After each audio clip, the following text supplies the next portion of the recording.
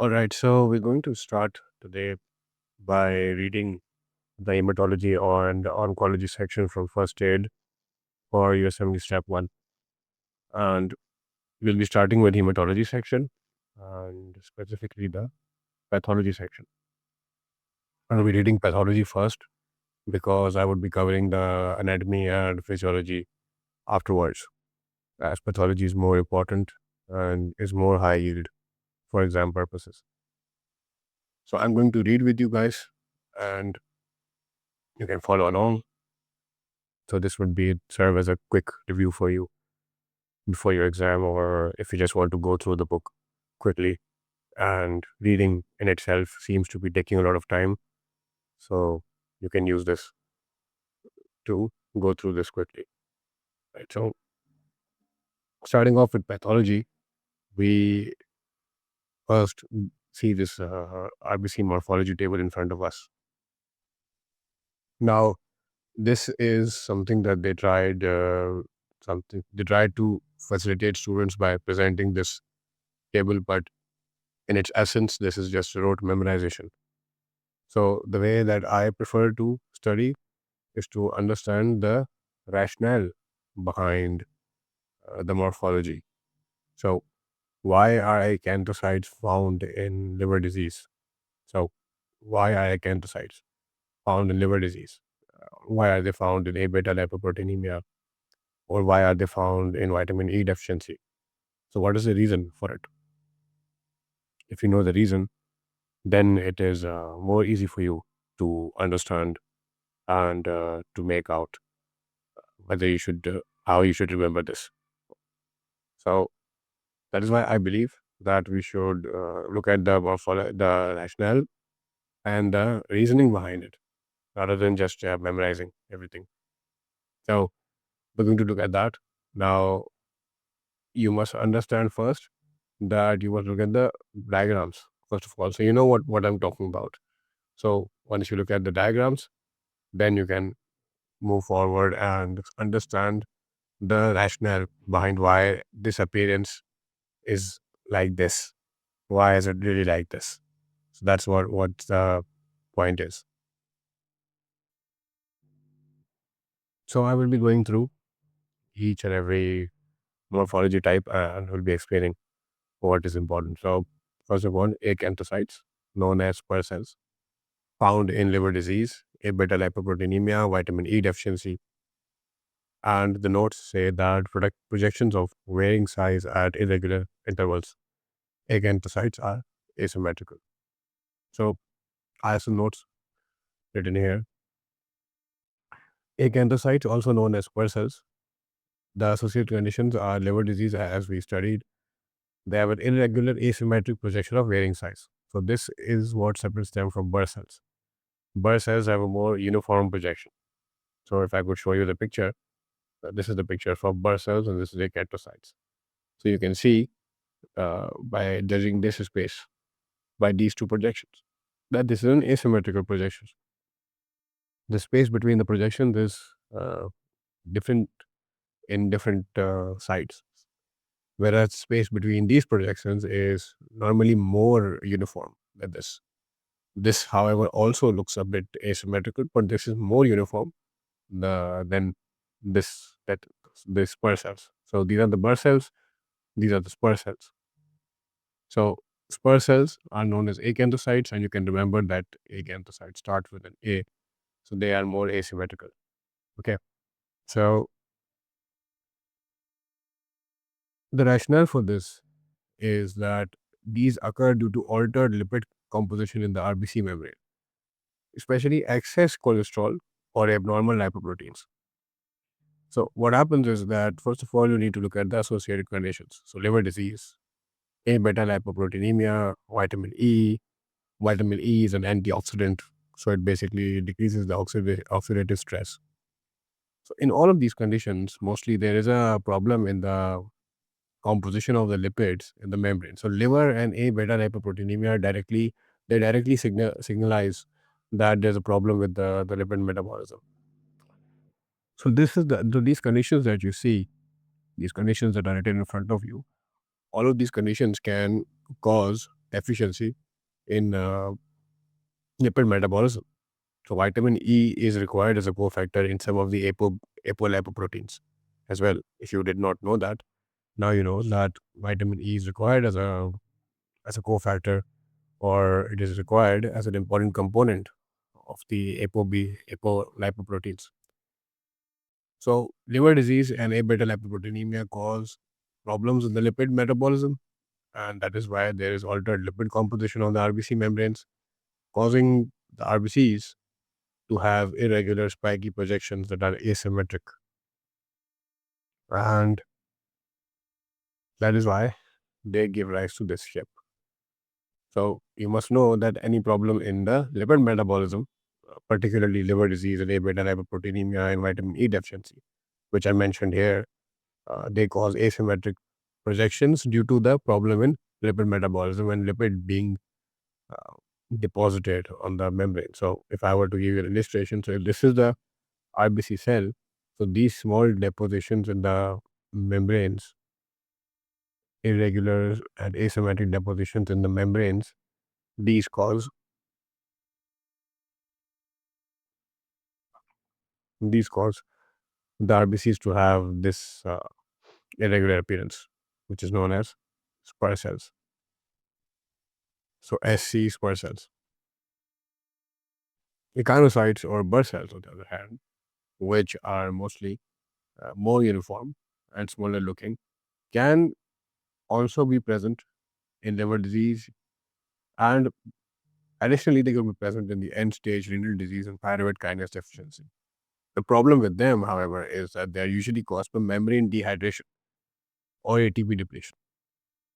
So they're not depositions of anything on the membrane, but they are just a disruption of the membrane. So if this is a cell, what is happening is that there's a disruption of the membrane. So because the membrane is being disrupted, it would have a more uniform like projections on it. Membrane itself is being disrupted, right? So if uh, if this let me show you guys. So if this is due to the deposition of lipids on the membrane, then this is basically distortion of membrane, which causes a uh, irregular looking shape. So this is obviously either an exaggeration, but this is what the basic rationale is, that membrane dehydration or ATP depletion, which both can be caused by end-stage renal disease. So end-stage renal disease can cause dehydration, and pyruvate kinase deficiency can cause ATP depletion. So both of these can cause vessels to form. Liver disease is a commonality between echinocytes and acanthocytes, and they wouldn't really test you on this fact. They wouldn't give you both of them in one question as options, but they can also happen. So burst cells are usually uh, reversible. So if you treat the problem, you can treat the distortion, and you can reverse the morphology, right? So smaller, more uniform projections than acanthocytes. So echinocytes are even. So you can remember by that mnemonic as well. But by now, by this method, you can now remember the reason why they are found in the conditions that they are found. So end-stage renal disease and pyruvate kinase deficiency and liver disease is what I want you to remember for them. So dacrocytes, teardrop cells. So teardrop cells, dacrocytes, you can remember them easily, is when there is bone marrow infiltration and myelofibrosis. So this is a classical example of teardrop cells. Classical example, myelofibrosis. And you can easy way to describe it is when an RBC sheds a tear because it's mechanically squeezed out of its home in the bone marrow. So if this is the bone marrow, if I could just draw it, if this is your bone and this is your marrow,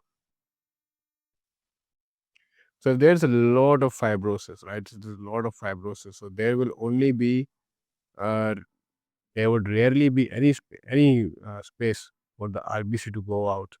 So what happens is, because of this lack of space, the RBC will turn into a tear, right? It will turn into a tear, right? So that's what's going to happen.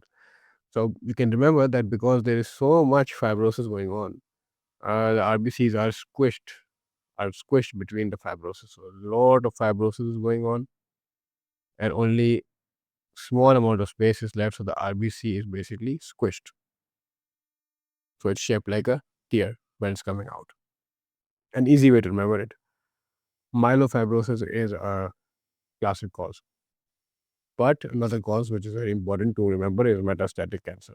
So it can occur in metastatic cancer as well. Okay. The rationale is that the RBC is squeezed out, so it causes mechanical distortion in the RBC. Next is schistocytes. So I hope you can appreciate that this is a picture of the teardrop cell, necrocytes. Schistocytes are helmet cells, and this is a picture of the helmet cell.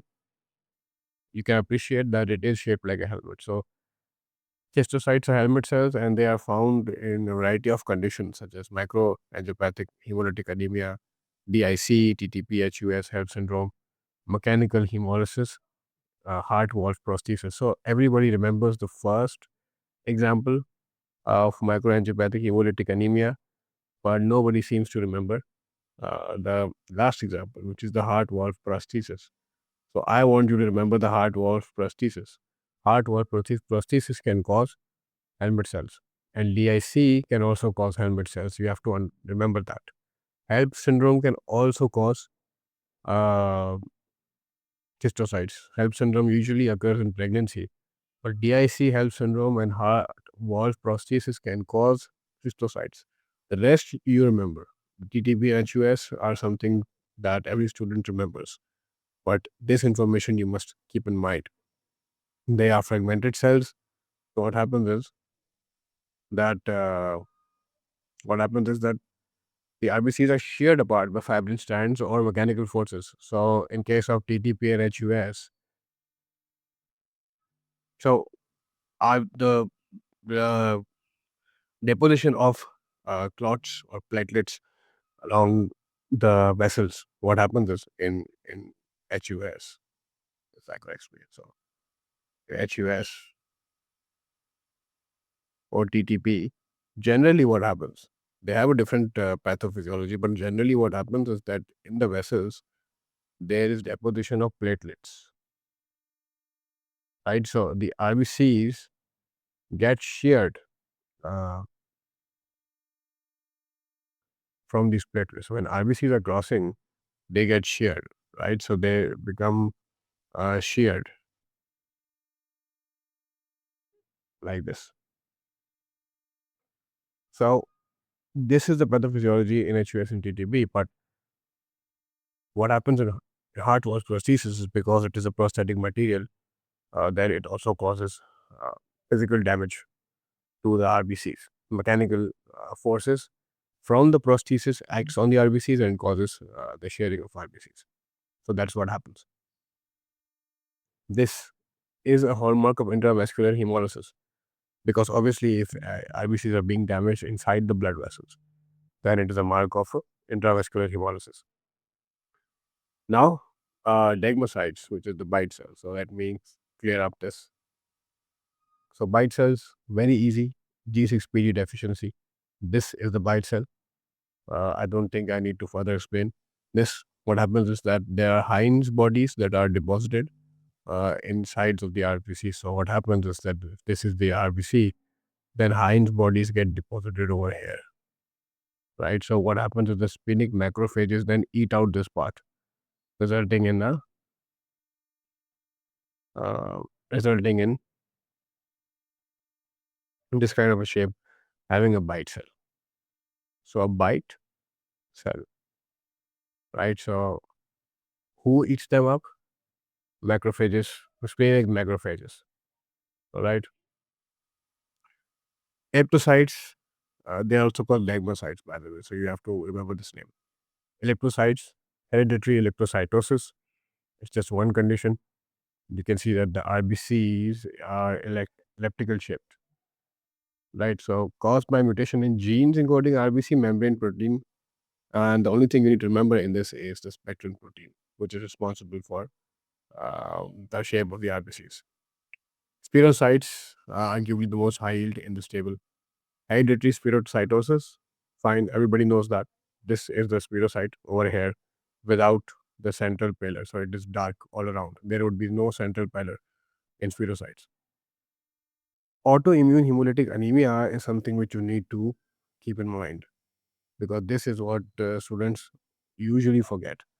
So small spherical cells without central pillar, what I told you, they have decreased surface area to volume ratio, right? Because RBCs are disc shaped. But if you transform them in a sphere, they have decreased surface area from this. So that you can see that they have increased surface area, right? They have increased surface area, but this has a decreased surface area. So now the surface area decreases. That's what you need to keep in mind, that they are also found in autoimmune hemolytic anemia. Macrovenocytes or megaloblastic anemia, also polymorphonucleocytes. So macrovenocytes, basically large RBCs, large oval-shaped RBCs, and they could be in alcohol disease, alcohol addiction, or liver disease. And macrovenocytes can be in variety of different conditions, but they are not synonymous with megaloblastic anemia, right? They can occur in megaloblastic anemia, but they're not synonymous for it. They can also occur in alcohol addiction, right? They can also occur in liver disease. They can also occur in methotrexate use. So methotrexate use can also cause macrovenocytes. Alcohol addiction can also cause macrovenocytes. Liver disease can also cause macrovenocytes. But if macroaminocytes plus PMNs, then it is megaloblastic anemia. If polymorphonucleo neutrophils are also present, then we would call it megaloblastic anemia. But if only macroovalocytes, only big RBCs are present without polymorphonucleosides, then we will call them only macroovalocytes, not megaloblastic anemia. We would call that anemia macrocytic anemia, but you will not call it megaloblastic. Megaloblastic only occurs when there are also hypersegmented PMNs present. You need to remember that difference. Okay. Target cells, HBC disease, hemoglobin C disease, aspenia, liver disease, and thalassemia. I think it's quite easy to understand target cells, but let's just review our uh, notes. So, in erythrocytes, there is a mutation in cytoskeletal protein. So, you need to remember that. It impairs membrane flexibility, producing an elongated cell. Spirocytes, we've already discussed. They, usually lead to extravascular hemolysis. Okay, so target cells occurs when the surface area exceeds the volume, excess membrane, or decreased hemoglobin. Seen in liver disease due to the altered membrane lipids. So, if the membrane lipids get altered, there would be a problem in the membrane, or hemoglobinopathies. So, HBC or thalassemia. So, either liver disease can cause it, or hemoglobinopathies can cause it. Both can lead to target cells.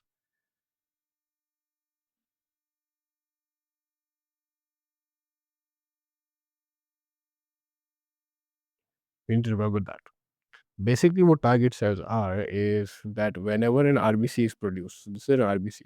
What happens is that initially RBCs have this. If I could show you the picture first. Initially, RBCs are larger in size, and they have some nuclear remnants inside of them. So, as maturation progresses, their size decreases, right? And these remnants also disappear. But if there is lack of production of these remnants, and what happens is that the central site it becomes white or it becomes discolored. That is why if there is a hemoglobinopathy and there is less production of hemoglobin, what will happen is that there will be a discoloration in the middle and will produce uh, this kind of an appearance where there's a discoloration in the middle, right? And if there is no problem with the hemoglobinopathy, if there is problem with the membrane, so what will happen is that the membrane, so what would happen is that the cell will become too large, and that is why it would it would be too large to handle the amount of hemoglobin in it. So the hemoglobin would decrease, again resulting in discoloration of the center, giving a target-like appearance. So either the hemoglobin is low or the cell is too large to accommodate the hemoglobin, which results in the target cells. Thalassemia is most high yield that you need to remember. And sickle cells occur in sickle cell anemia. So sickling classically occurs in low oxygen conditions, high altitude acidosis, high HbS concentration, which occurs in dehydration. And with dehydration also, um, in dehydration, of course, causes this, but along with dehydration, there are a few more causes. So it can occur in shock,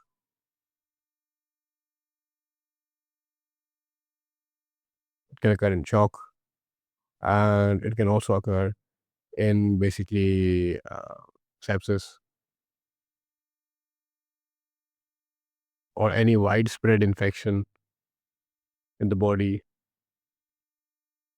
or it can occur in sympathetic overdrive. So sympathetic overdrive.